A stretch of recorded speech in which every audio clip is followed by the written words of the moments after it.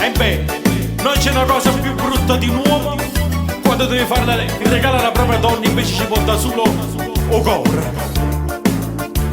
Oggi ti scusami tanto, oggi è San Valentino, non posso regalarti mancano sultanino. Per mezzo che sto a spasso, tu stai così arrabbiata, manca una scupata, ma c'è potuto fare.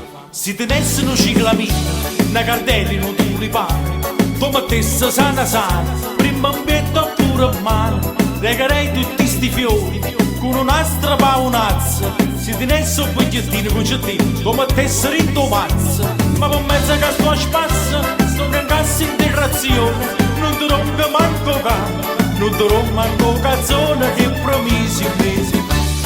Oggettina mia, io sono mortificato.